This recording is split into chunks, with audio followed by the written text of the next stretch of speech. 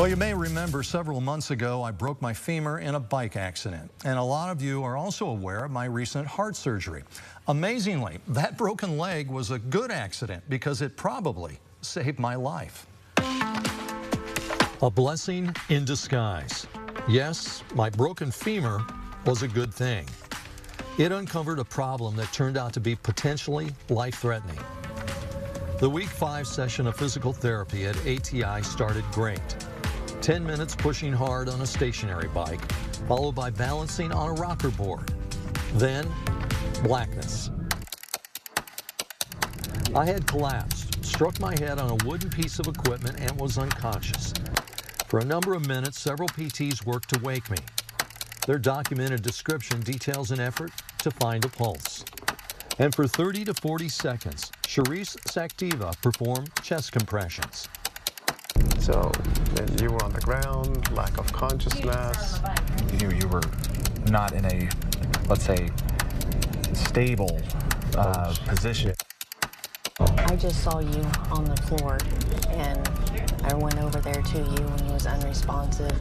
Position. I was really concerned about your head and neck. So my first go-to was I just wanted to really just protect your neck at that time. So we just don't want to lose you. Yeah. that's the thought, right? So, but I didn't have to do the whole CPR on you because within about 30 seconds or so, after the chest compressions, you did respond. Like where there wasn't a pulse. How long do you think that was? Or you couldn't find one? We definitely looked at it between the three of us for, I would say, a minute and a half, easy. When I came to, what was your thought then? Thank God he's alive. No, we're happy that you are here with us. That's great. I'm above all else. I'm just glad that you're okay. There's no major. This is just an interesting chapter in your rehab journey.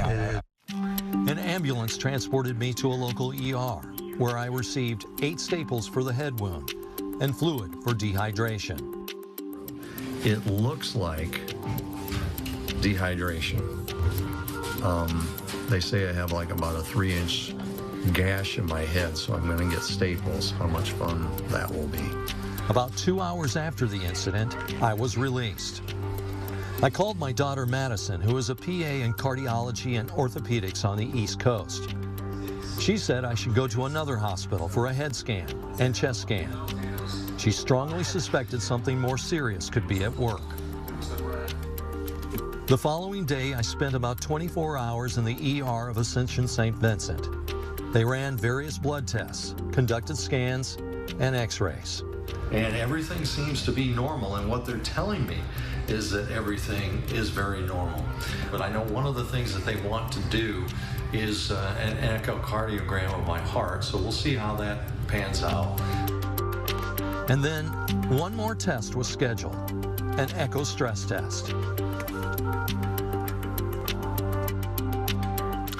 Well, I tell you, 2025 has been an interesting year. My recovery from the broken leg took a back seat to concerns about my heart. And in the next part of this series, you'll see what the doctors discovered. And Jesse, you know a lot more about this than most people, and it is quite a journey. It is, and I think it's one of those cases where one thing led to something else, which ultimately we thought the broken leg was bad, but maybe not. The broken leg was actually a good thing, and yeah. Obviously I made it through all this, but it's such a, I'm compelled to tell this story because I'm hopeful that somebody else, you know, I'm in pretty decent shape. Yep. But what you see on the outside isn't necessarily what's going on the inside. Yep. So get it checked out, especially if you have heart disease in your family. But we'll get more into that down the road. Sounds good. All right. Sounds good. What about the weather? Weather looks pretty good.